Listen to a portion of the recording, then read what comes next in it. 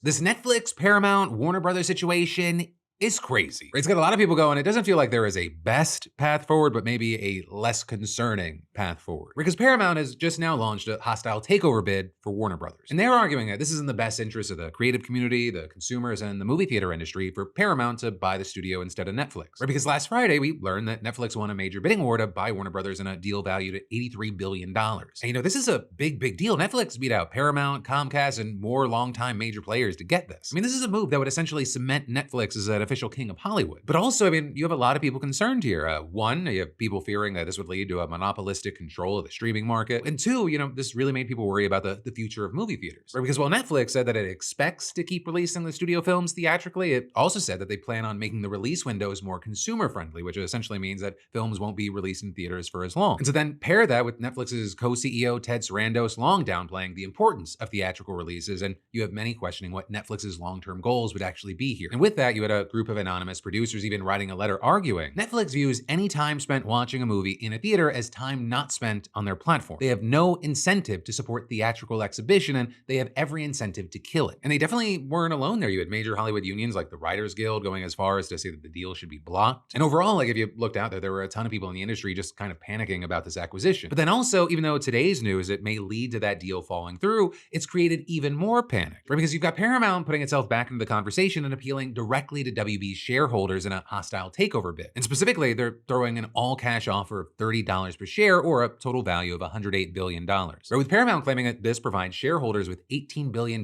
more in cash than Netflix's offer does. But also, this would include all of Warner Bros. Discovery, meaning that it's for the film studio, streaming services, and cable channels. And that's a notable difference because under the Netflix deal, cable channels were not included and they would have to be spun off. Though the way you had Paramount Skydance's CEO David Ellison explaining it is that the plan provides superior value and a more certain and quicker path to completion, saying we are taking our offer directly to shareholders to give them the opportunity to act in their own best interests and maximize the value of their shares. And with all that, claiming that this merger would create a stronger Hollywood for both consumers and creatives who would, quote, benefit from the enhanced competition, higher content spend and theatrical release output, and a greater number of movies in theaters as a result of our proposed transaction. And while you might think that those claim commitments to Hollywood and movie theaters would put the industry at ease, that's really not the case. Because again, there were still major monopoly concerns, but also Paramount CEO is the son of Larry Ellison, the Oracle billionaire and Trump ally. Also, some of the deal's funding is supported by the Ellison family, so that means that Larry could have his hands on this. David Ellison also led the charge to get a Paramount and Skydance merger through earlier this year, and there were concerns that there were a bunch of secret side deals with the Trump administration to get that deal through. Right? And then also there are more concerns about how Paramount is financing this, right? Because their offer actually includes billions from wealth funds in Saudi Arabia, Qatar, and Abu Dhabi, as well as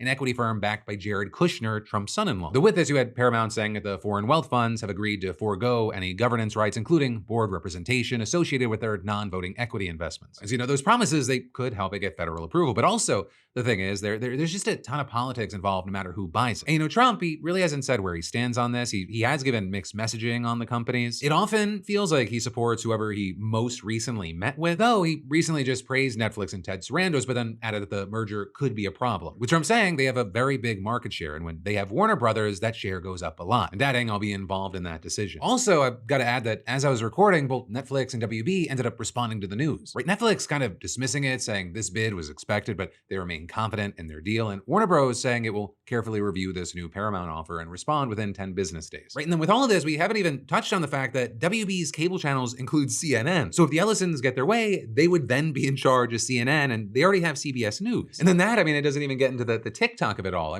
The amount of control that's happening in the media right now, it's crazy. But hey, for now, while this plays out, I'd love to know your thoughts, opinions, reactions, and maybe even predictions about what's going to happen next. Definitely let me know your thoughts on that in the comments down below, because yes, this is a news show, but I also want it to be a conversation.